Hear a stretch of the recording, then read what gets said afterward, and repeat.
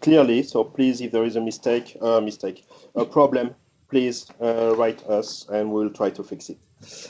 So welcome for the Meet the Expert event about cryptocurrency, the future of payment. Very interesting topic, very sensitive also.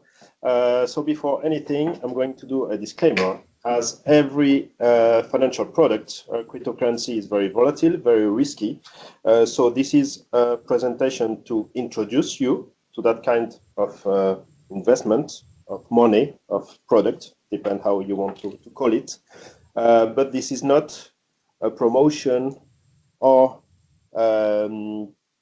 information for you to invest. It's just to inform you, not to promote that kind of investment. So shell or outputs of the egg cannot be taken responsible for any problem related with the cryptocurrency.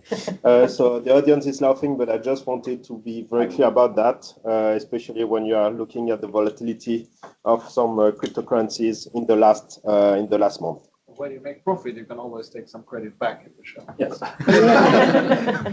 I prefer not to take any credit at all.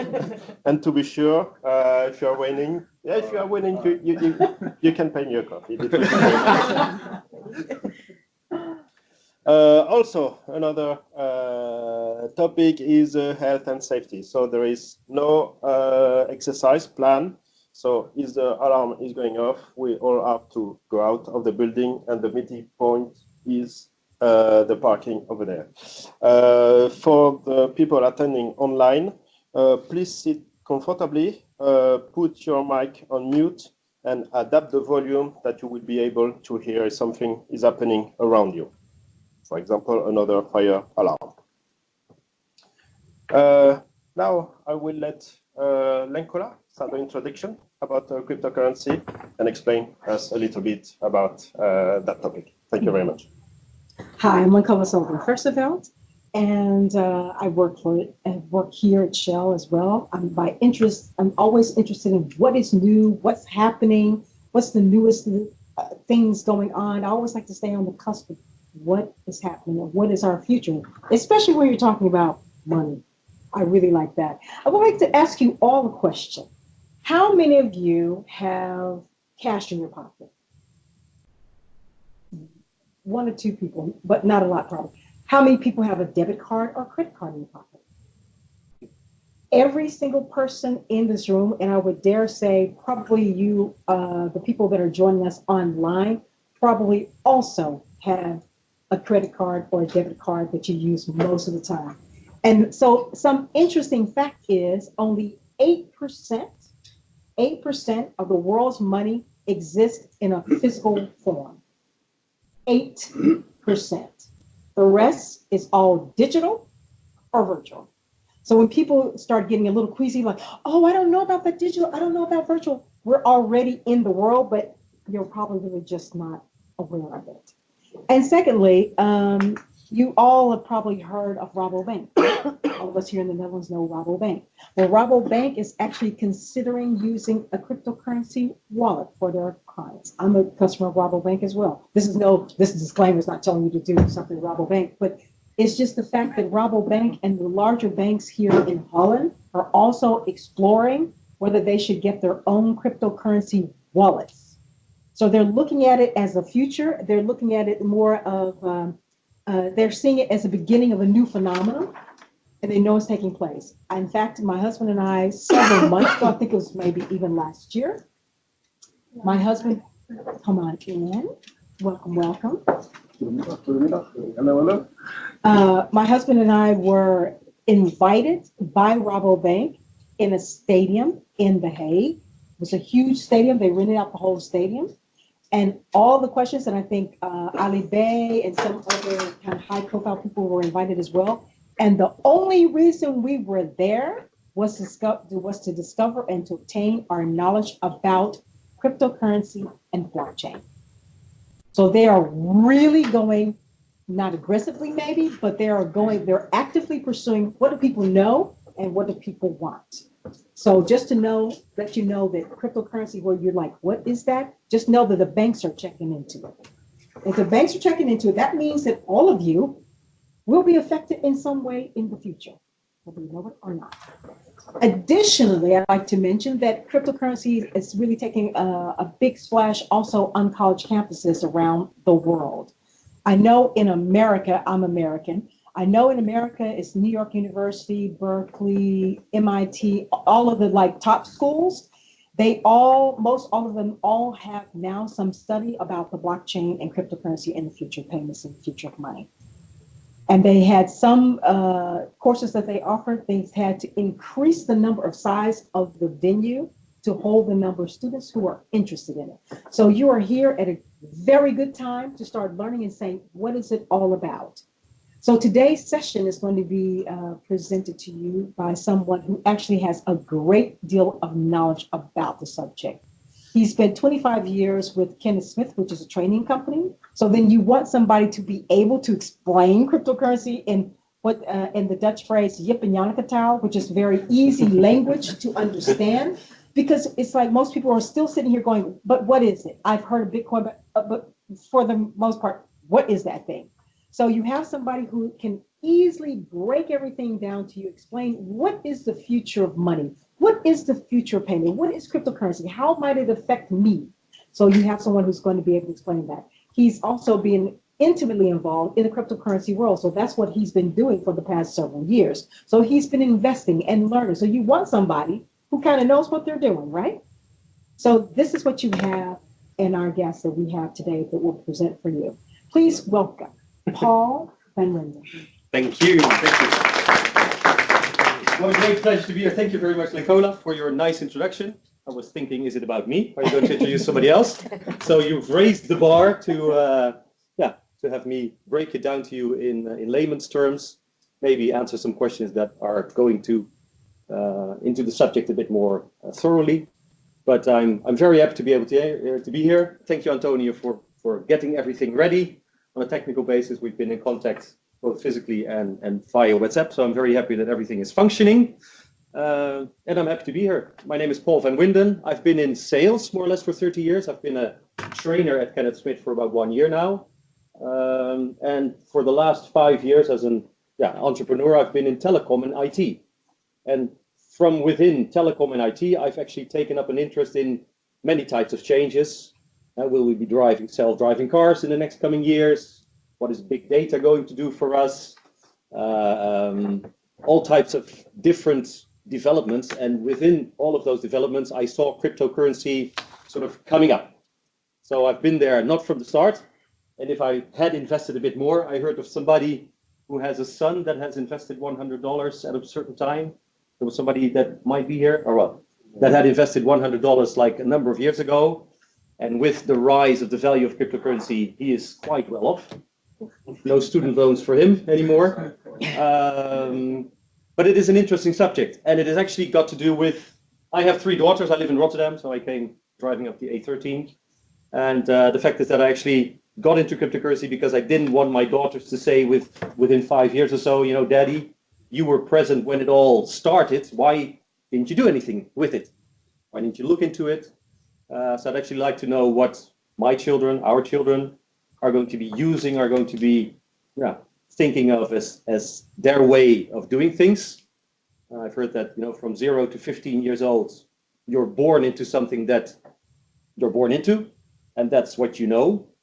Then from 15 to, let's say, 35, you can still sort of adapt to changes. And from 35 on, it gets quite difficult because you actually melancholically think, you know, what was wrong with cash? In a sense, you know, why don't we pay with cash anymore? But then the situation for a new generation has just changed because, as it says here, change is a process, not an event, and it's actually a constant thing. You know, if you look at some of the things that are maybe quite normal to most of us, you know, who still writes a letter and puts a stamp on it and walks to the post office box and brings it into the post office box, and the one receiving it, maybe in South Africa, takes 3 days. And then 5 days. People like 5 months. People like to do it, and people were perfectly happy sending letters, right? But email came about, and now we're all emailing. It is fast, it is cheap, it is quick, it is secure. So that has left us. Who remembers this? Winding it up, cassette tape. We're now streaming digitally. I've been in the hospital a few times over the past few weeks, and I haven't seen a doctor anymore with a stethoscope running around. No, they just don't use it anymore. They plug you into something else, and they get the data from that. Fax machine. Who still? All right, who still? No, is a dinosaur. Yeah. Who sent faxes? You know, it has changed. Doing the laundry. You know, when Ford was asked, you know, what are you going to make, or what would you like me to make? People just said, we want faster horses. But he sort of created the automobile, which was something new to everybody. You know, our cow's milk is going to go sour and whatever when a car drives by. Well, see all these nice devices. The guys behind Apple once said, you know, there's going to be a laptop or a computer on everybody's desk at home. If you had invested in Apple at that time, when people thought Steve Jobs was crazy, then you may have been a bit more well off than you probably are today. But that was new as well. No? Dial phone. Now everybody's mobile. There's this nice KPN video that says, you know, like 25 years ago, what do you think about mobile phones? And people say, you know, mobile phones, why? If somebody wants to reach me, they'll just call me at home, and I have an answering machine, so if it's really important, then I'll get the message. Now we turn around, you know, even if we're 15 kilometers away from home, we turn back to home if we forgot our phone. So things like that, you know, change to sort of create, you know, stores, physical stores, web shops. Internet has given rise to many forms of buying online, and traditional shops suffer from it. It just changes. Nokia, Walkman. So sort of to create the surrounding of things changing all the time, and it's okay. You have to get used to it. You may get used to it. You may have a melancholy feeling of, oh yes, how nice that time when we still had to dial every number by hand, and then if we made a mistake, you had to do it all over again. Now you just press or you talk to your phone and say, call Ancola, and it calls. And if we're going to talk about cryptocurrency and blockchain, then I think it's nice to have a bit of understanding what money actually is, because that is what has touched me as well, not only to see what cryptocurrency may bring, but actually what is our money system, so you can sort of see where cryptocurrency fits in and how it's evolved into something that we're all going to be working with in the coming years. What is money? Show of hands. Where are you all from? I heard South Africa. What's UK. UK? Your maybe original home country? Bangladesh. How about inflation over there in Bangladesh at the moment? Not a lot. Not a lot. Okay. Okay. Okay. That's good. Okay. Around here, where are you? India. Ireland. Nigeria. Uganda. Yeah. Okay. Japan. That's a nice international setting. Yeah, Netherlands. And the two ladies in the back? Netherlands. Yes, we have some Dutch natives here as well. Sorry, yeah, Karin. Of course, also. If you look at money, you know, inflation, I just mentioned it. When you look at normal money, the money that, you know, you had in your pocket 10 years ago doesn't have the same buying power anymore as when you got it.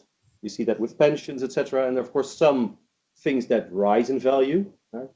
When you buy a house, then that house sort of keeps its value because the price goes up, but actually the money underlying loses its value. So I'd like to talk to you a little bit about that, because, you know, what is money? People used to have shells to pay each other. They needed a means of transaction to make bartering more easy. So there's certain isles in the Pacific where people still pay each other with shells, which is a nice thing, of course. And if you look at air miles, is air miles money you can save by getting your gas or petrol, wherever you come from, at a gas station? You get air miles, and those air miles you can use to buy a movie ticket or get some discount when you go to a store and buy something. So what is money actually? I mean, it is just a means of making something more easy in bartering. And the thing is, what struck me as well, if you look at the educational system, well, of course, beautiful that there is education, that people learn how to read and write and know about history and geography, etc. But people don't really get education on what's the future and what's the future going to hold. And what is money really? And there are quite a few gurus in the world, like T.R. Vicker and Blair Singer and people that, Tony Robbins, that speak about how do you actually look upon money, and how easy it is to get into the rat race of getting a job and then having a salary and then buying your house, but not so much into what could you invest and how could you make money work for you instead of you working for money, because that's what most people do. 95% of the people, who of you know Robert Kiyosaki as an author, the cash flow quadrant, 95% of the people are employed or are self-employed, and they get to divide about 5% of the wealth in the world. And people that are a business owner that really make a system work, like the McDonald's, or the McDonald's founder doesn't need to flip burgers every day anymore. He just sort of makes money because he creates a system. And there's the investor type. And of course, in investing, as you said, it is a risky thing. But when you know more and when you invest into your own education about money and investment, and that's why I'm very glad that you're all here, you may get some more knowledge and decide for yourself what you would like to know more, or if the knowledge that you're gaining is already a basis for getting into investing. And investing is where money works for you. You make money with money and not so much with your own time. And actually in that zone, the business owners and the people investing and knowing how to invest, that's 5% of the people, but they actually get to share 95% of the wealth. That sort of struck me when I read the Kiyosaki book, that there's people with knowledge that sort of get to partake in a lot of wealth. And there's a lot of people in the world that, nicely or not so nicely get by. If you have some more knowledge about money, you can work with it. And from that knowledge, you can make decisions that might change your future. And then cryptocurrency is a totally new era, a totally new thing for everybody. So stocks have been around for a long time, and normal currency exchanges. And you get knowledge about that, and you can also go into forex trading, you can go into stock trading, you can go into all sorts of investments, go into real estate. That knowledge is already, known among a large group of people. Cryptocurrency is actually new to everybody. So if you dive into that area, you may get some knowledge before everybody else does and take advantage of it. But what we've seen over the last couple of years, that the first innovative people sort of taking the risk of doing something within this area, they have also gained quite a lot. Now it's a bit more tricky. It's getting more tricky. But that's why I'd like to share this information with you. Good, that's okay. So what's the future? What is money? How does it work? And why money was actually invented? Because, it was not so easy. Sorry, I've got nothing smaller. People used to barter. Antonio would have a fish and I would have a chicken, and we would just trade. It's actually the most fairest way of making an exchange. He has something I want, I have something he wants, and we just trade. Now, of course, as it says here, I've got nothing smaller. That wasn't too practical in a sense. So then looking at the history of money, it all started with bartering, goods and services being exchanged among people with nothing in between, no banks, no nothing, just a deal between you and me. Because that wasn't too practical, people would take precious metals, gold, silver, make coins out of them, and those would be sort of like the intermediate between the chicken and the fish. Because carrying around all those coins wasn't too comfortable, there were some clever people that said, I'll keep the gold for you, and I'll write a little note saying, I am a bank, I keep your gold, and if you bring back that particular piece of paper to me, you can get your gold back to the amount that is on the bill. So there was quite a good system as well. People were carrying around paper money. Things like checks, etc. And then the internet came about. And it's actually the first time that, plastic money was introduced. As Lancola just asked, all of you have a credit card, I presume. But the first person entering a restaurant and said, MasterCard will pay my dinner bill, that restaurant owner would just look stupefied at that particular person, who's MasterCard? And you're not walking out before you have paid your bill. No, but it's really, it's a business, and they're from the United States, and they're really going to pay the bill. They're giving me the credit. Yeah, sure. Show me the cash. And now, of course, it is something that's customary. I mean, if you put your platinum card, it's not platinum card, but if you put your platinum card on the table, we go, oh, so it's normal usage. Everybody knows MasterCard, knows Visa, but the first person showing that particular credit card had quite a hard time convincing the restaurant owner that everything was fine. Then we've gone into online banking, and as Lecole also said, there's just a very small amount of real cash circulating in the world. It's now all zeros and ones, digital money. If you take out a loan to buy a house, and the bank loans you whatever, 100,000 euros. I don't think you can buy a house in The Hague anymore, but if the bank loans you 100,000 euros, then they'll just put 100,000 digital euros in your account from wherever. That's the way also money is sort of created. People deposit money and the bank can keep a certain percentage as a reserve, but they can lend out much more. So that's also a way about how money gets created. Mobile payments. And then actually here, people there in the meeting won't be able to see, but then there's sort of like a new era. And that's the era where the internet gives rise to a different type of payment, because the internet, makes us able to transfer all types of messages, email, WhatsApp, whatever, at great speed, at virtually no cost. And people have said, if I can send you an email, why can I not send you money directly? Why do I have to go via a bank that may communicate with your bank, that we both have accounts, and that our transfer is okay? I can send you an email. Could there be a system where I can just send you money, something of value, and we can sort of leave out the intermediaries?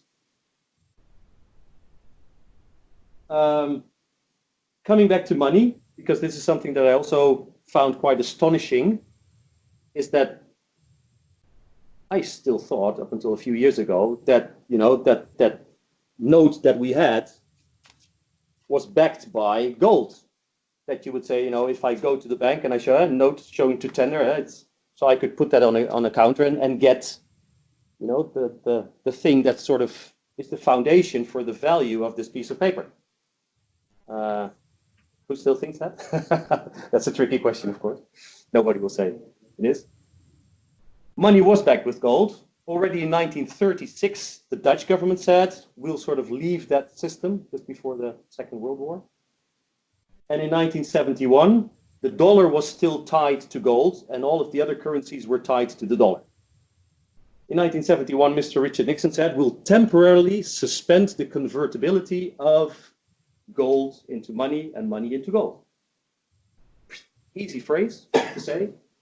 And then they permanently separated gold from paper. So what is this?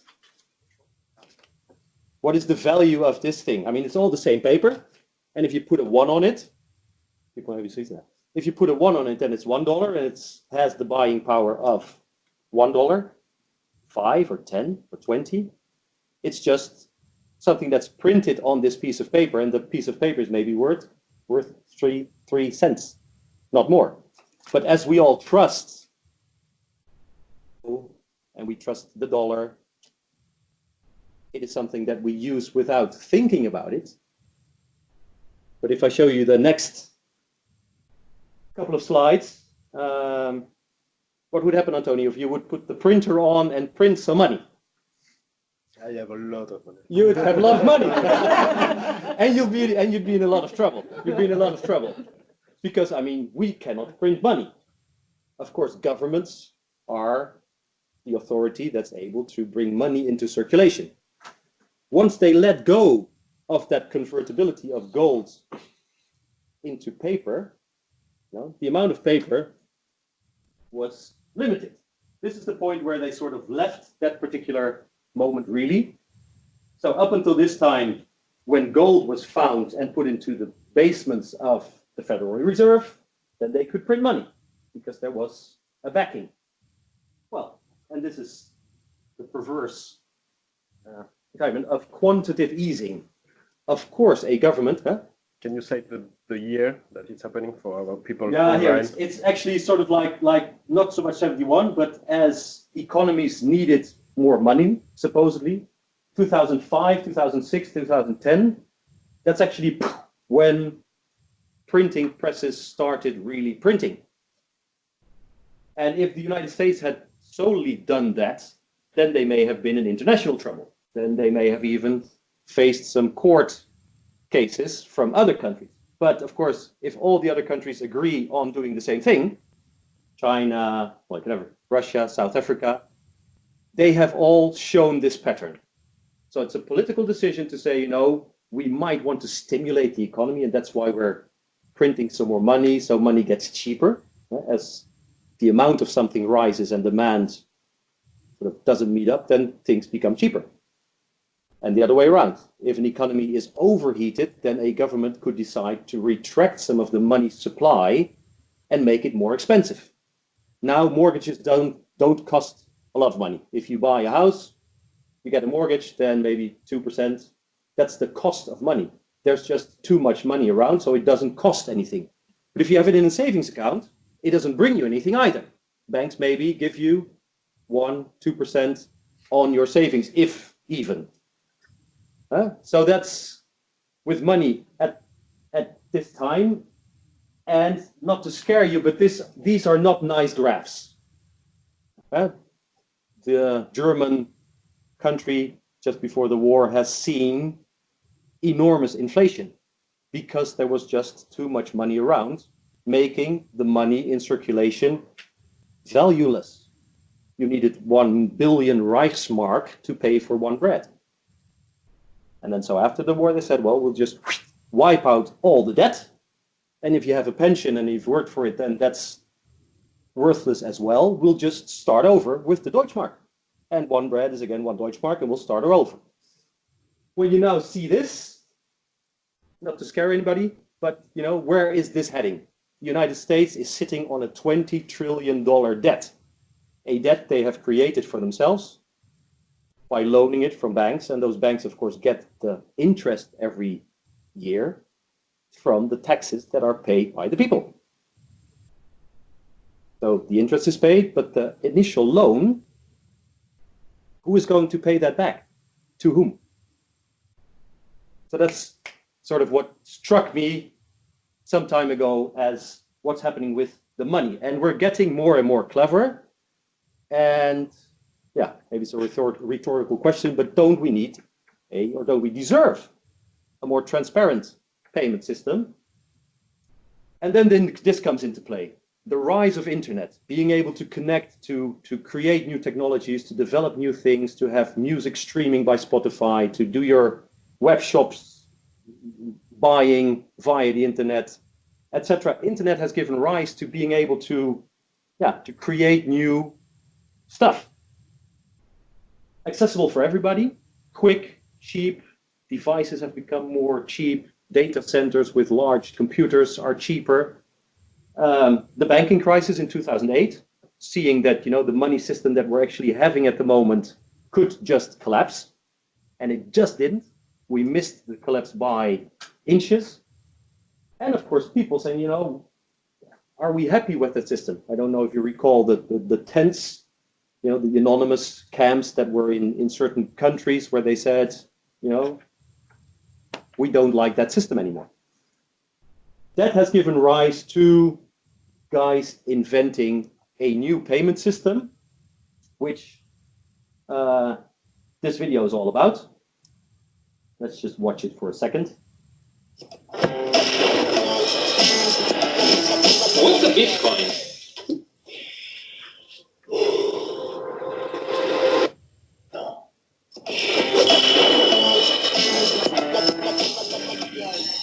Yes, an onion. Imagine if one day you could pay food, rent and clothes simply with onions. Just imagine if there were only 21 million onions in the world. Just like money, each of them is divisible. All the onions are worth the same value and they're transferable directly between people in the blink of an eye. Plus, all the transactions are verifiable by everyone who can check their origin and history. Of course, each of us keeps our onions in our own fridge. And no one else can open your fridge. Now, take out the actual onion and imagine there were 21 million digital onions. And let's call them Bitcoin. Each one is worth money and they're still limited in number. Plus, each of one is divisible and worth the same of another one. It is transferable in the blink of an eye. And finally, transactions are verifiable through a system called blockchain, a public online register. And of course, you have an online wallet. This is a Bitcoin. But why Bitcoins matters? So while we focus on trying to understand what is a Bitcoin, we miss one important point. If this digital currency or money from the future breaks through, we will be able to control our money fully on our own, without the need of a third party. This, my friend, would be a freaking revolution. Simply because now banks can open your fridge.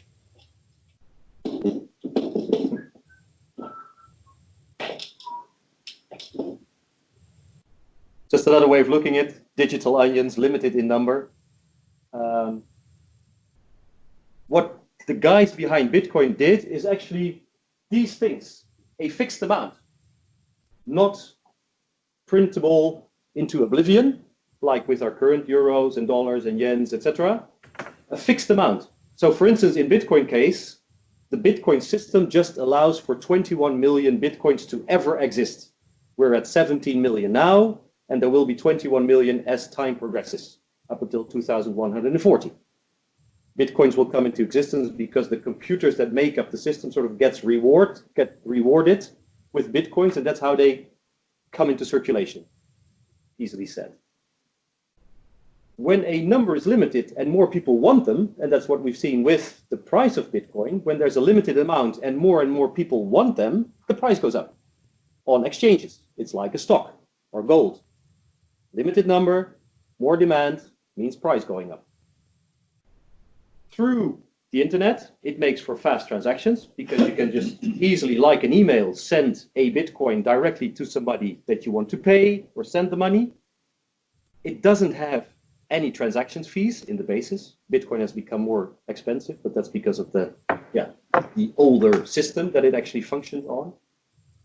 Bitcoin is anonymous because those guys inventing it actually wanted to really make a stand and say, if we don't like governments, if we don't like banks, we're going to create something for ourselves and we'll make it anonymous, which, as we'll maybe explain later, doesn't really make it integratable within the regulatory system that we have at the moment. So advanced privacy is a good thing. You know, not everybody needs to know what you're spending it on, mainly what you have. So it can be text. So advanced privacy is a good thing in this system. If you have a phone and you have internet connection, you download a digital wallet and you can just pay via the internet. You don't need a bank. And there's 2 billion people around the world that don't have bank accounts because they're not interesting to banks, because they don't have enough money, because they don't have a passport, because they live too far away from the bank. Those 2 billion people around the world are excluded from our economical global functioning. And there's a global connectivity. So everybody could make use of that one particular system. There's not an Indian system, there's not a Japanese system, there's not a Dutch system. And we've seen what happens in Venezuela, for instance, where inflation goes 8,000% per year. If you worked for 40 years and you've made a pension, and that pension becomes worthless within days, how nice is that for the people of Venezuela? They have just really gone berserk in creating supply of money to fund whatever, but it has made for that country's currency to totally lose its value. The Turkish lira, most recently, 30–40% of its value lost. If you have a fixed amount, then it would be anti-inflationary. And Bitcoin creating that system, actually, to be able to transfer something once, and it would be nice. I mean, if I send you an email, you can send it to 1,000 people or 100,000. Would be nice if I send you €1 digitally and you could send that €1 to 100,000 people as a payment. Blockchain actually ensures that there is just one time transaction possible. And if you get my digital coin, my Bitcoin, because that was the first, you have it, and you can also just spend it once, because everybody has the ledger, the administration of the transactions on his or her computer, and they all verify our transaction. So the system of all types of computers actually recording that transaction makes it a verified transaction. And then you have my Bitcoin and you can send it to somebody else. And again, the system records that particular transaction in a block. Every 10 minutes in the Bitcoin system, there is a block, and all transactions are put in that block. And that transaction block is verified by the computers. And then the next transaction block appears in the system with new transactions.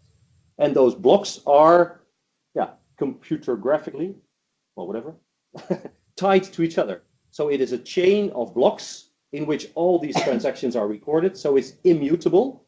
If I've done a transaction to Antonio and click, there's another block that sort of locks it in, you can never change that anymore. So it's a real, trustworthy, good system. And as it is on every computer in the world, you may hack one computer, but that doesn't make the entire blockchain tampered. So it's an immutable transaction. So that technology actually was created to make the Bitcoin function. And now you have those two things. There is cryptocurrency, which is a value that is transferable via blockchain technology. But you also have the technology to be able to transfer other things of value. If I buy your house, why do I need a mortgage broker? Why do I need a makelaar? Real estate agent. We could just, if we had a blockchain administering our transaction of a house, I could just sell my house, or you could sell your house to me without the need of a real estate agent. So all types of areas, whether it be banking or mortgages or privacy data or healthcare or whatever, can make use of a system where the system builds trust instead of a third party. Is that understandable? Yes? I have a little movie about that as well, a little thing to go into blockchain as well. So cryptocurrency. Modern technology allows people to communicate directly. Voice and video calls, emails, pictures, and instant messages travel directly from A to B, maintaining trust between individuals no matter how far apart they are. When it comes to money, people have to trust a third party to be able to complete a transaction. Blockchain technology is challenging the status quo in a radical way. By using math and cryptography, blockchain provides an open, decentralized database of any transaction involving value, money, goods, property, work, or even votes, creating a record whose authenticity can be verified by the entire community. The future global economy will move towards one of distributed property and trust, where anyone with access to the internet can get involved in blockchain-based transactions, and third-party trust organizations may no longer be necessary. The uses of blockchain technology are endless. Some expect that in less than 10 years, it will be used to collect taxes. It will make it easier for immigrants to send money back to countries where access to financial institutions is limited. Financial fraud will be significantly reduced, as every transaction will be recorded on a public and distributed ledger, which will be accessible by anyone who has an internet connection. Think of it as wills and contracts that execute themselves, or dated proof of existence for ideas, much like a patent. Blockchain will become a global, decentralized source of trust, but not everyone is ready to embrace it. A huge proportion of trust services, from banking to notaries, will face challenges on price, volume, and in some cases, their very survival. Public authorities could find it more and more difficult to enforce traditional financial regulations due to the new possibilities offered by the Bitcoin network to bypass traditional financial intermediaries. Unimagined new networks will evolve to meet society's needs more cheaply and potentially more securely. Will governments, financial and legal institutions embrace blockchain? What will happen to the ones who don't?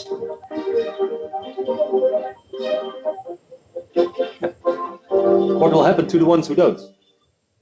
That's an interesting question, because it goes for actually every business. It goes for every business. If you decide to get into what blockchain might mean for your value chain, for your product, for your service, then every company actually, from maybe not the local butcher, but from somewhat larger companies, all are looking into this technology. And what I found out is then when you start getting an interest in that technology, all of a sudden all types of newspaper articles pop up, and you see it on television, and there's a lot going on about this new technology. You may look at it as internet starting 25 years ago, where somebody said we can make computers talk to each other. We have developed a technology where computers can communicate all around the world. And people would say, so what? Yeah, but that means that if there's a web shop in the United States on the internet, you can go there via your computer and you can buy stuff there. And say, I'll just buy my jacket at my village's men's clothing store. Why would I need to go there to buy something? And we've seen that dating and banking and shopping and everything has gone on the internet. We have created a global community doing business. And if I would be in a village like 50 years ago with my villagers, I would just do business and I would look at Antonio's nice, not blue eyes, but brown eyes. I would trust him and would say, Paul, this is a good, whatever, milk to drink. Buy it for me. So, okay, but if the milk is lousy, I'll come and find you and I'll tell you your milk is lousy, and I'd also tell the other people in the village. So you would have trust within sort of like a limited boundary. But as we are doing business all across the world, I cannot look into Alibaba's blue eyes anymore. And Alibaba says, well, you send me the money and then I'll send you the goods. And I'll tell Alibaba, so no, you send me the goods and I'll pay you afterwards. I want to see if you send the stuff to me and then you can trust my sending it. But that's a difficult thing. So the world actually needs a trust system. And that is exactly what blockchain now offers. For cryptocurrency payments, for wills and deeds, for private data, for anything. Because there is no way to constitute trust worldwide just by looking into somebody's eyes. Quick question, yes? Of course, you need to build the trust, but there's also about enforcement of it, right? So imagine you order something in Alibaba, the goods has not appeared to you. Mm-hmm. Now there are, let's say, credit card companies, they would simply say, well, you haven't got the goods as you have bought it. Yeah. So we can now cancel the transaction and get your money back. Yeah. So that enforcement of that element is very crucial. How does that being enforced in the blockchain context or in the cryptocurrency context? Because digital money is programmable money. You can set conditions for a certain payment. For instance, if the goods pass the equator, then my money will be sent to you. And you can verify beforehand, before sending the goods, if somebody has enough cryptocurrency on his wallet to be able to pay for the transaction. You can even block that amount. So there's all types of smart contracts, so to say, that will regulate or make use of the blockchain to be able to do just that. And it goes for many, many, many areas. And now, of course, these companies like Western Union, whatever, I mean, you get your money transferred, but it may cost you 15%. So you send 100 euros and the person you're sending it to via Western Union gets 85, because Western Union takes out 15 euros from that transaction. Credit card companies charge 3, 4, 5% for a transaction. Whereas these types of digital transactions may cost nothing or just a fraction. So sort of like bridging that trust gap is something that blockchain is actually needed for in our era. As we are a digital era, we need digital money, we need digital verification and trust. And it goes for many, many branches. There is a September 2021 first conference in Houston, Texas on the usage of blockchain technology in oil and gas. You can go to a Shell station and scan the QR code and sort of find out where the oil was dug up and where it was refined and through which intermediary it was transported, whether it's an eco-friendly transport company or not. And you can decide based on that trustworthy blockchain-based information if you want to buy your gas at Shell or if you want to go to whoever. I wouldn't know of another one. Huh? So in oil and gas, in the food industry. I mean, what do you buy in a store? Do you know where it comes from? If there's horse meat in the pizza, all sorts of stuff. If there is an Apple company, another Apple company, and one decides to sort of put all the information in a verifiable blockchain data system, then there's one Apple that doesn't have a QR code and the other that does. And you go with your phone and you scan that particular apple and you say, oh, now I know where it's grown, etc., etc., etc. And if there's no price difference, then maybe I'd rather buy the blockchain apple than the apple that has just been put there and you don't know where it's come from. Fair trade, charities, you don't know where your charity money goes. If it goes into a blockchain smart contract-based thing, then you'd say, I want this to be put into a well in Uganda. And if it's not used for that particular purpose within, for instance, a month, you get your money back. It is programmable money. And you know where you spend it on, and you know where it goes to. So food industry, your own data. There's been a lot of fuss about, the privacy of data, because we store it at Facebook and at Shell and at whatever. I mean, all these types of different companies and servers that store our data, our personal stuff, and we readily give it away.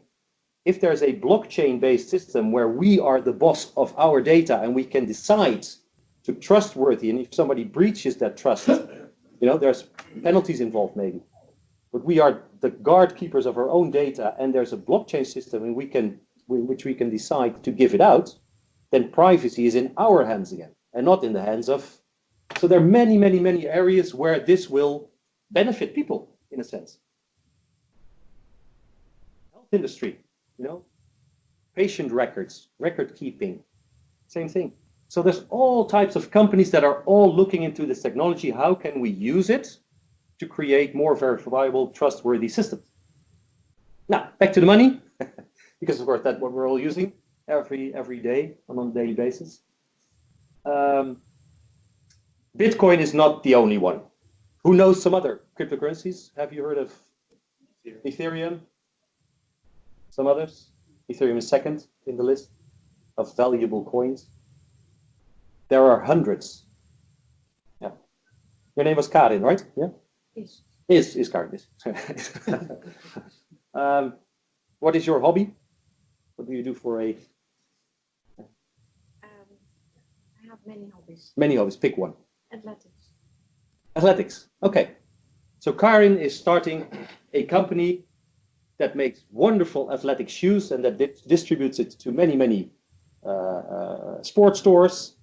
And she decides to fund her company by giving out the Karin coin. And that Karin coin will be usable in all sorts of sports stores where you want to buy the Karin shoes. She puts out this coin. People buy into her business idea, get that coin, hoping that when she says that there will just be 21 million of those Karin coins, that as more people start using them and more people start buying them, then the value of that coin will rise. But we're giving Karin money to get her coin, so she gets funding for her company, and we get the coin, not so much as a stock, but as a quick way to fund her idea, hoping that as her idea takes off, that we might make money because that Karin coin is limited and more people might be using it. That's sort of what has come about after Bitcoin was introduced. People have taken it as a way to make money for their business ideas, the so-called ICOs, initial coin offerings. You used to go to the bank with your business idea and try to get a loan. As that became more difficult, crowdfunding came about. So somebody had a nice idea, went onto a crowdfunding platform, and people could give that person money as a crowdfunding project and make that project work. And now there's the quick and easy way of buying the Karin coin with some of your Bitcoin or some of your Ethereum coin, funding her company, getting another coin in return. So hundreds of coins have come after Bitcoin. And they all are based on blockchain mainly. And they all have some common goal of business funding, changing the financial system, making things work more fast, more reliable, etc. But there's a lot of them around, a lot. Ethereum is like second, Ethereum is a different cryptocurrency. But Litecoin, Monero, Dash, Zcash, Karin coin, Antonio coin, many coins. Any Can I coins. ask you a quick question? Yes. One of the fundamental problem in this whole system is you're still dependent into the traditional money. Yes. So it's never gonna, if it is the same model that we have, it's never gonna replace No. the currency as we have it.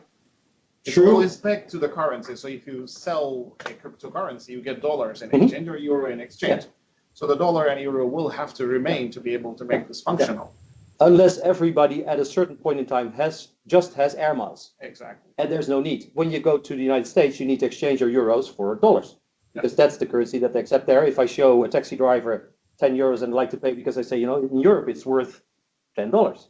He said, no, I need dollars here. So there will always be a need to exchange, whether it's euro dollar or euro Bitcoin or Bitcoin yen or whatever. And the question is, of course, is will cryptocurrencies, money is already digital. So as blockchain maybe enters into euros, you never know. Maybe there will be a crypto euro put out by central banks, etc., in some time. Exactly. And there will just be exchanges. I mean, a number of years ago, you drove to Germany, then you go to a Grenzwisselkantoor, and you get guilders for Deutschmark. And what you see now, but that's something that I'm going to talk about later, is that people are into trading, just into trading, you know, getting, you know, the differences in value, be a profit or a loss for you. But the actual goal of Bitcoin is to just be a means of payment. Many coins. No, but sorry, a quick question. So if there's a central bank that already issues a central currency, for example, euros or USD, why not then you needed another currency to exchange it? Why not just use euro across the board? Why do we needed another Bitcoin to exchange it and use it? Yeah. Just before you reply, thank you for your intervention. I'm just going to ask everybody to remain on mute. And if you have any question, I forgot to mention it at the beginning, please write them. And at the end, we will do a Q&A. And so we will alternate question from the room and also from the online audience. Thank you very much. Okay. But thank you for your question. Get the questions later.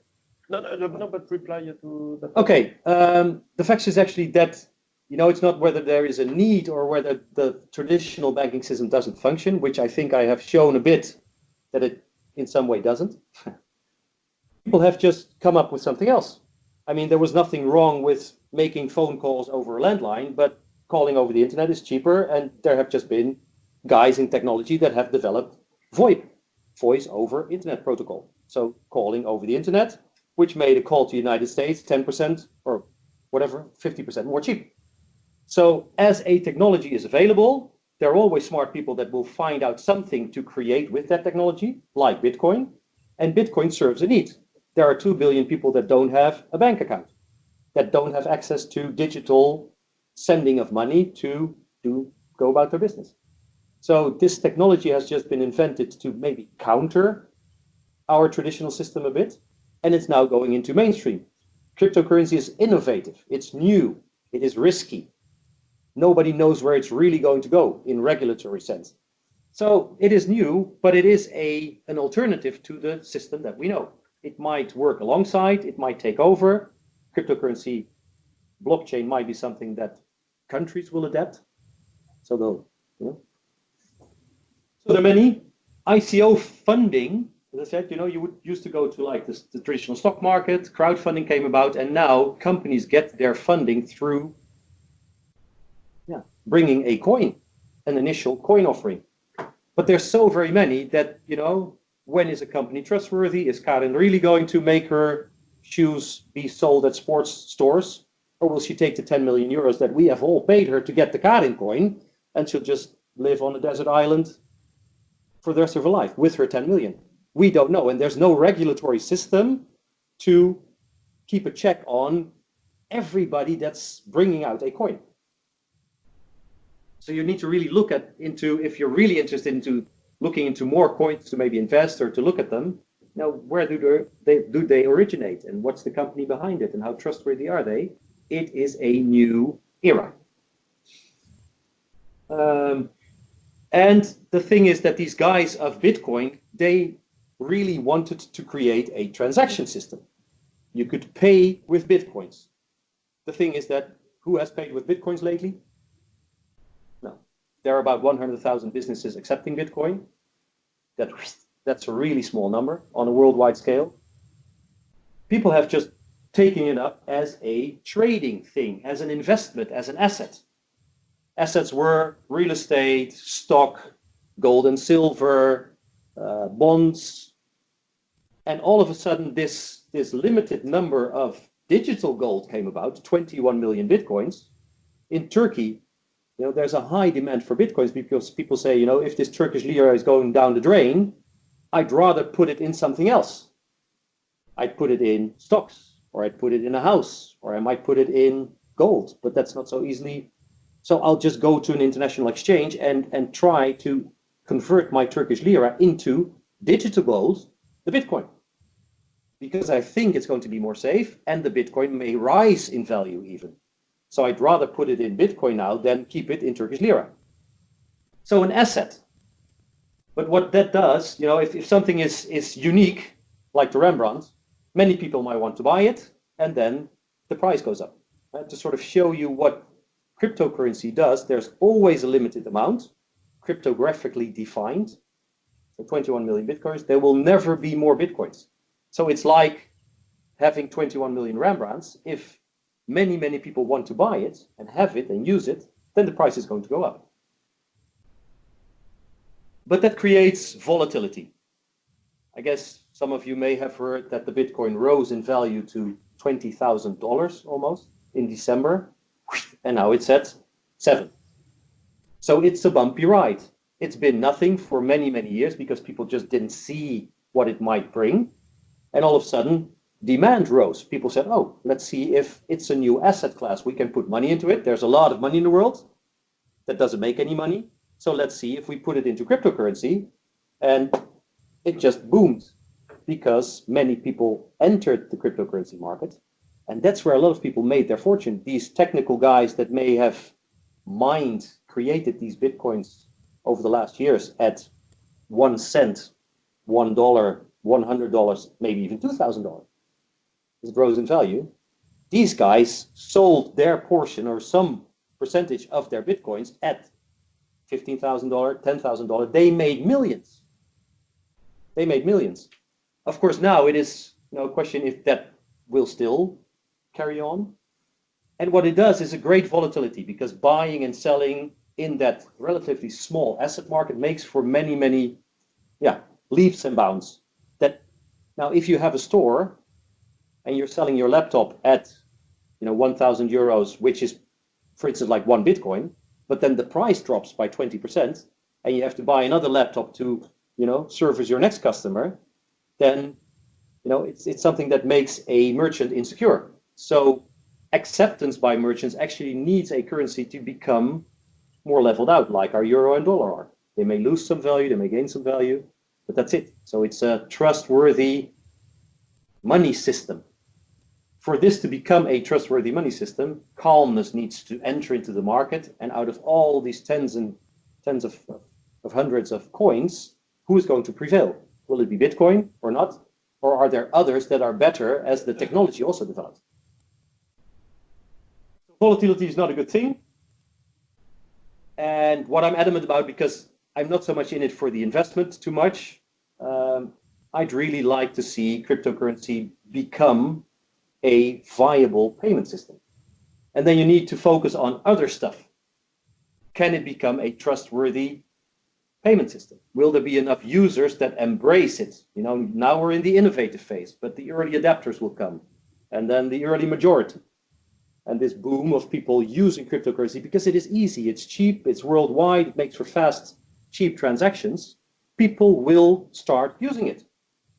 2 billion unbanked, countries with large inflation, they will benefit from a cryptocurrency being, in essence, anti-inflationary, and will just have more buying power as the years and months pass. Usability, you need to be able to pay with it somewhere. Usage, that makes up for users and usability create usage. The technology has to support it. And also there's these environmental effects. Who has ever seen pictures of Bitcoin mining? All of these large computers that actually make the system. Now, the Bitcoin mining system, all of these computers worldwide that sort of keep the ledger and mine the Bitcoins, they are taking up as much energy per day as a country of Ireland uses in a day. So it's a nice system and it has invented blockchain, but I don't think Bitcoin is environmentally feasible. It's too old. These guys that sat around the table in 2008 created Bitcoin, they never thought of the implications. They may have even, at that time, wondered, is 21 million enough to cover the payments of the world? Of course it's not. So Bitcoin, in essence, might be digital gold. I think that's maybe the future of Bitcoin, where it's stored as a value, and you will just take little portions, as you would do with gold, turn it into normal money to be able to pay. So Bitcoin might be sort of like digital gold, as it is limited in number, and people might take little portions out, put it into another cryptocurrency that they can use on a daily basis. Understandable? Yes?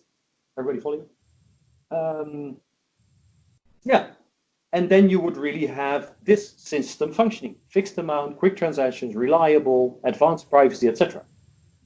The challenges are the following. Does a technology support worldwide payments? Can it handle the amount of payments that a system like that would have to transact? Is there usability? Are there enough users and enough people that accept cryptocurrency as a payment solution? And of course, is regulation keeping up with the fact that it is, Karen can just make her own coin, but a government would want to see if us owning Karen coins are going to pay taxes on the value that we have. We don't have euros anymore. We have type of value. They want, taxes to be leveraged on that. So our government's going to be involved in this particular system. And then you see that there's all types of new technologies rising. Bitcoin is great, but the Bitcoin system doesn't service what we need. You just see 65,000. The Bitcoin system can do 7 transactions per second. Now that's nothing. If 600 McDonald's use the Bitcoin system to do their payments, then the Bitcoin system is flooded. And you need to wait 10 minutes or half a day for another block to appear to do your transaction. So Bitcoin has 7 transactions per second. It will not function as a payment system. Ethereum can do 25, but many of the Karin coins that have come about in existence are all based on the Ethereum basic software platform. So if all those coins are going to be used for transactions, then the Ethereum system, which is a great system with all types of smart contracts to be able to be programmed on that platform, will not be able to do the transactions either. Then there's all types of new blockchains with new coins that can do a bit more, but in essence, that blockchain system for a payment solution is not really the system that will work for gathering data and for storing data and making the oil and gas supply chain blockchain worthy. Then blockchain may just be the thing. But if you look at, for instance, just Visa can handle 56,000 transactions per second.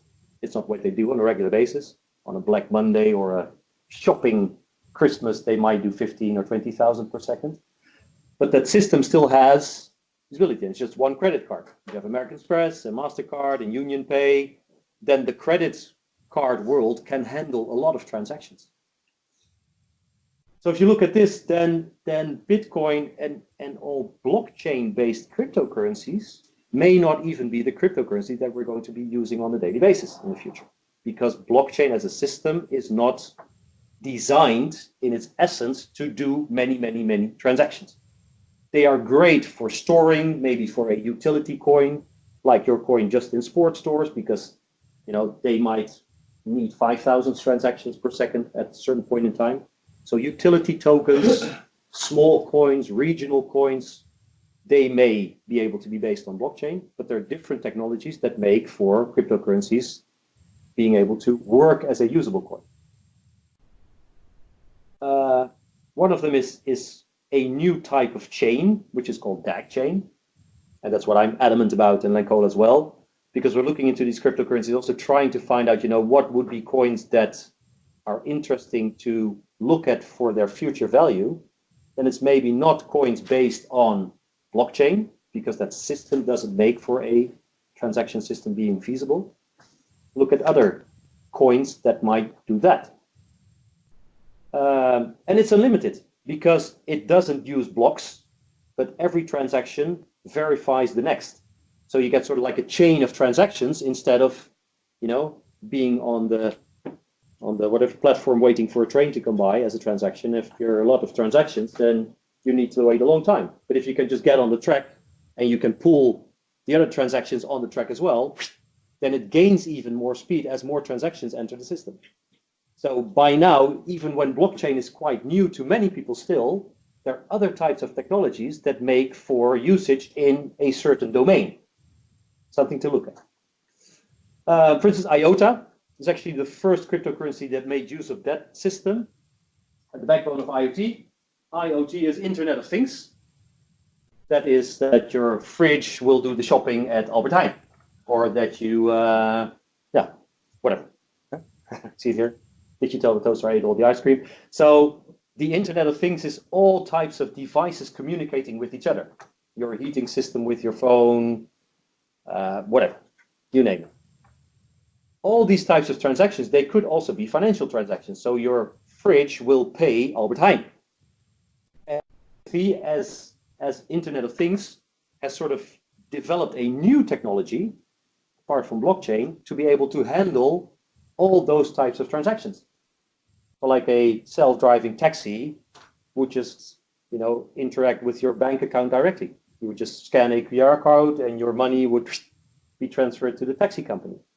So devices transacting and paying for each other. DAG chain is something that I'm looking into for the past half year. That sort of has this new transaction technology. And the aim of this company, for instance, which is an Estonian-based company, is that they want to create a usable coin. And they've received licenses from the Estonian government, which is a forward-thinking government. It's actually the Silicon Valley of Europe in a sense. Skype, and we're on Skype for Business now. Skype has come from Estonia. The guys that invented Skype have sold it to Microsoft for billions, but it comes from Estonia. So that country in 1991, when it was liberated from the Russians, and it's just cold, there's no sunshine, whatever, they have really jumped on becoming a digital society. E-residency, digital transaction, etc. So they're forward thinking in embracing this development and regulating it with a company that's actually bringing this coin as a centralized coin versus decentralized. Bitcoin is decentralized. All of the computers make the system. There's no Bitcoin company. It's the people that make Bitcoin function. And it's the people that also could say, well, we're shutting down our computers. We're not mining Bitcoins anymore. Then it's gone.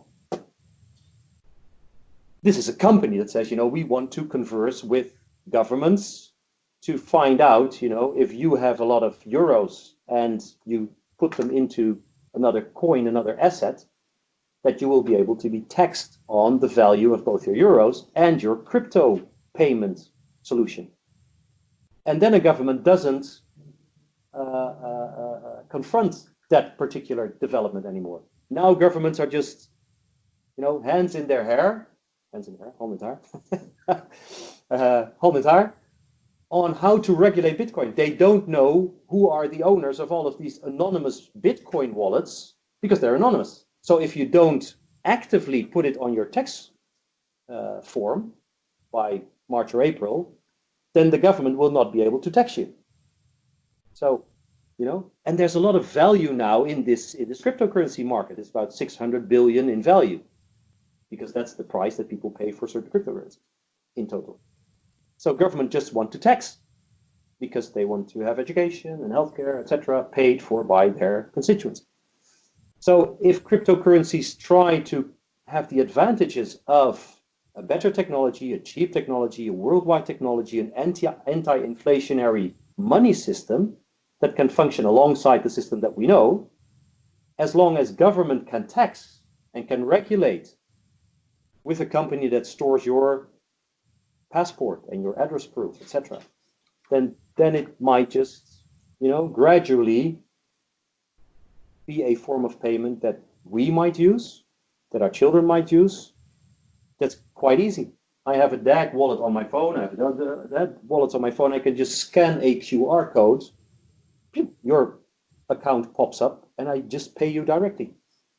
There are beggars on the streets in China that have a little cup to put in cash, and they have a QR code on the side of the curb, so people can scan a beggar's QR code and make a donation to their account.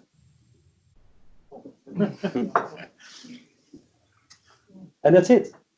So we will be seeing changes. The question is, as we're talking about cryptocurrency, which of these hundreds of coins are going to hack it into the future? Which are going to survive? Who have the best ecosystem in place? Who have the best legal teams in place to talk to governments, to integrate it into the financial system that we know? And then it's just another means of payment, like these shells in the beginning. People used to pay with shells, and people have paid with gold coins, and people are now paying with PIN cards and contactless payments. Cash is not used anymore. And the technology of blockchain, as it ensures a trustworthy system that is not dependent so much on governments anymore. This blockchain system will change a lot in any domain. Privacy of your data, where do goods come from? Untamperable, trustworthy data. Now you bring your car to a garage and it gets fixed, and then you write it in a book. And you get a whatever fender bender, and you have a bump in your car, and you restore it, and then you sell that car to somebody that buys it from you, and they said, have you ever had any damage to your car? No. But look, it's been at the garage every 10,000 kilometers. Okay, nice. You just have to trust the person that tells you. If all of those happenings are recorded in a blockchain, and somebody just scans the QR code on the hood of your car and says, hey, you've been in a car accident, November 2017. And it's been fixed this and this and this way. Okay, it's an accredited garage that has fixed it. Okay.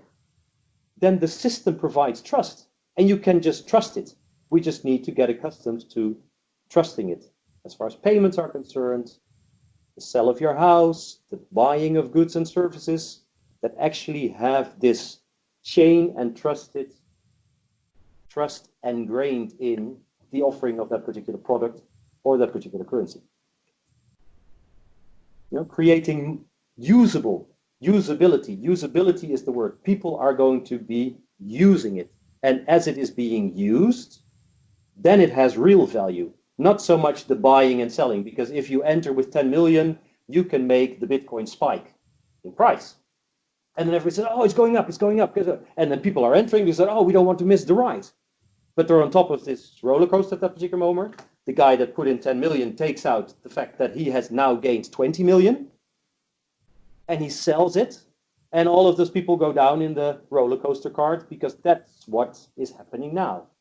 But as more people get it, it's better to have a few coins in the hands of many people instead of having many coins in the hands of a few, which is the case with Bitcoin. There are just a few parties that have many, many Bitcoins, and they can manipulate the market. But as it grows into more usage, becomes usable, we're all using it, we're not exchanging it into euros, we're just using those air miles to pay for everything, then it's an autark system. Then it's just a system in itself. And it will function. And if you need to pay your taxes, maybe you need euros, so then you just have to go to an exchange and change your dollars for euros, your cryptocurrency to the currency that the government accepts, or your grocery store, or whatever. But we will see, I guess, in the near future, the next coming years, a rise of a few cryptocurrencies really becoming a usable system, because it's fast, it's cheap, it's reliable, it's trustworthy, it's worldwide. Don't know what the future holds. How bright is the future in this case? What will we see happening on a larger scale? Whether we sell driving cars? Now, of course, the energy discussion that I think at Shell is also dominant. What will banking look like? Will we be able to print all sorts of organs to replace the malfunctioning ones in our bodies? Robotization, what kind of jobs will it bring? What kind of jobs will it And what's the future of cryptocurrency? Maybe we'll see each other in the years to come, here or there, and I hope you'll be looking at this as, oh, this is where I got some information on this topic. I hope it's become more clear to you. Of course, there will be questions, and I hope I can give you some of the answers. But thank you for having me, and I hope it's been a worthwhile topic listening to, both for cryptocurrency and blockchain. Thank you. How are you on time? Oh, yeah.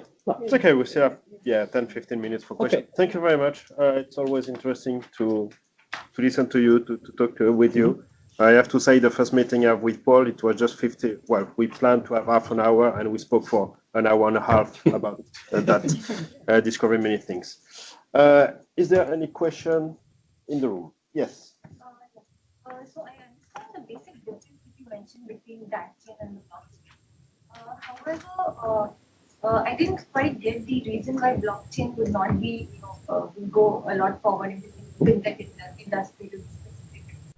Because if you see blockchain as well, the more work which happens on it, the time in between which the blocks are released can be reduced, etc. Yes. And there are applications which are being built currently in the fintech industry on blockchain. Yes. So just wanted to know your take on why do you think that chain will eventually move ahead? Comparison between that chain and blockchain, that chain will have a higher. I think the DAG, Tangle, Hashgraph type of chains will be more usable in heavy transactioning,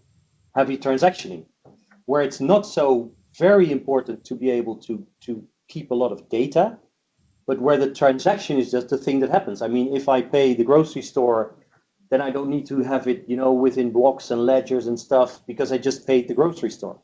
And I just want that transaction to be verified and leave it at that.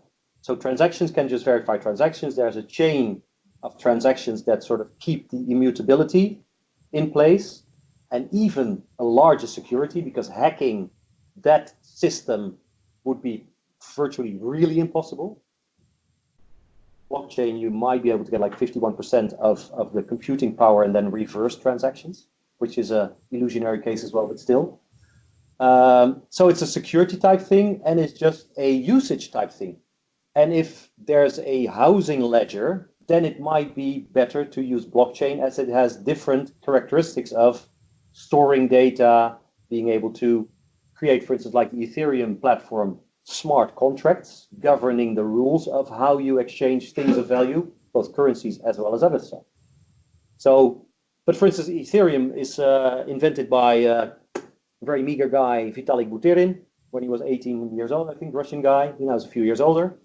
He also says, I have created this Ethereum platform, and I know it's not scalable at the moment. My guys are working on it, but it's going to take 3 to 4 years to have a scalability boost. So it is, technology is always developing, changing as well. I've said it also mainly because people are just, oh yeah, do I buy Bitcoin or not? And if you know that the blockchain of Bitcoin is not going to make it work as a payment system, then you know that you have to look at it a different way. Then you might think, well, will it be digital gold? Will people still want it as, I'm your father? It's the first cryptocurrency. So it might have a value in the fact that it's that it's known by many people, that there's a large community of supporters around it. So I think it's still something that might really go up in the future, but will it hold its position? Because it will never be a payment system. And then you have to look at other things where technology over the past 10 years have just developed into. So there's uses for both blockchain-based chain systems as well as transactional systems. Is that an answer? Yeah, that answers the question. I just had a small follow-up question on that. Considering the fact that blockchain itself is in it has progressed since the past few years, but even now it's there are two schools of thoughts which think it will work, it will not work. Mm-hmm. Considering that and that chain is comparatively newer entry in the market. So how long do you think your take on how long do you think would that chain take to establish its presence in the I think it's like a snowball effect. Bitcoin has pushed the snowball up the mountain. It's gone slowly. There have been like 7, 8 years of really not anything moving really. And now it's on top of the mountain and cryptocurrency is going to roll down. So technology is going to develop faster. There's going to be much more turmoil, much more, as people are now speaking about it. So the innovative phase is more or less over, the early innovators. So it's now going into early adoption with many more people, of course, getting into blockchain, as you said. There are blockchain programmers being educated as we speak in many countries. So there's a larger, vaster amount of people that actually now are able to give it the next shove. So I think it'll go much faster, of course, than Bitcoin over the last 10 years. And it'll be just nice to see in what direction things develop. The IOTA platform, the DAG Tangle platform, is a way of transacting that many larger companies are looking into as well. Yeah. Okay. If I may, I'm just going for a question Oh, online. question so there online. was nice exchanges online. People Yes. exchanging information. So there's one about the fact that it's based on trust. Mhm. There is no regulation, and you said that it's going to be difficult to be regulated. Don't you think that it may scare people to invest into it, to go into it? Plus the fact that they think that okay, you have to be into computers, you have to be like a nerdy to use that. Mhm. How can we go over that and convince the people to go into that? As it currency? becomes mainstream, the companies, the parties working with this are going to make it accessible for mainstream people. So you needed to be a nerd when Bitcoin started. You had to have your own computer. You needed to install the Bitcoin software. You needed to become part of keeping the ledger. That was a nerdy thing. So the nerds were the new millionaires because they were the first ones to adopt that system, and they were lucky enough that they made this rise possible. But dashboards are changing, entering just with a username and passwords. You don't need to be afraid when a centralized cryptocurrency is held by a company. Then you can just call support and say, I cannot log in anymore. Oh, what was your username? Oh, I've lost my device. People that have lost their device where Bitcoins were stored, they just lost their Bitcoin. There was no company to call saying, can you restore my hard disk? No, it's gone. You should have kept a copy, and you should have kept a paper copy, etc. Oh, I didn't know. And as they were maybe, 10 or 20 cents, people didn't really care.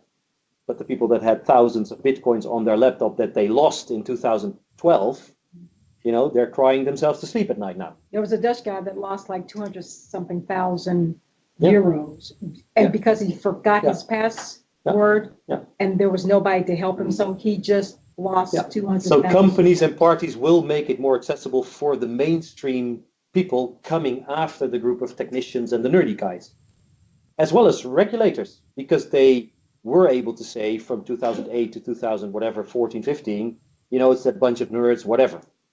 They could just dismiss it. And now it is getting to be more mainstream. There are tens of thousands of people worldwide that have assets in the cryptocurrency world. So governments need to regulate it because they're losing money. And that hurts. So they're saying, how can we get a grip on this? Because everybody can start an exchange. Everybody can create a coin. How are we going to keep this, so we can tax? That's the only question. So regulatory bodies are starting to look into it. And I think when the people developing cryptocurrencies, etc., start communicating with governments, so everybody has a benefit, users, companies, governments, then it will take off. And how much time that will take? I was in the VoIP industry. Everybody said, oh, calling via the internet is very cheap, etc. Everybody will want to use it. It also took some time because KPN had to move. They said, oh, we'll see whatever companies rise and then we'll just buy them when it gets so big that we need to change. So banks as well, they are looking into this technology. Rabobank is, for instance, because they know that they have to change because otherwise they will be forgotten. So they have to change, but they will make less money from having a cryptocurrency banking system than their traditional banking system. Because now they charge whatever, $50 to send money from the Netherlands to Peru or back. And they cannot ask for that anymore because people will know that if you send it via a cryptocurrency system, then it doesn't cost anything. So it's an email cost. It's actually virtually nothing. They might charge 2 cents, 2 or 5 or 10 cents, but not €50 anymore. So it will change the entire margin system of banks, of real estate brokers, so people will have to adapt to the people paying less for these types of services. So banks are going to have to change as well. Governments are going to have to change because it will come. You may stop it a bit. It's like, pushing on a balloon. The air will come out somewhere else. So if government says, oh, no ICOs in our country, then Karin will just go to Singapore and get her ICO website up on Singapore soil. Those types of things. So, yeah. Okay. So there are going to be many cryptocurrencies. At the moment. Yeah, then there are going to be more. So if you come to investment, you spoke about cryptocurrency as a purchase process. Mm-hmm. So if you come to investment, what would be the defining issues or concepts that you would look at? Because Bitcoin hit 18,000, right? Yes. Yeah. I don't know where it is now. I think about 9 or 10 or something like that. So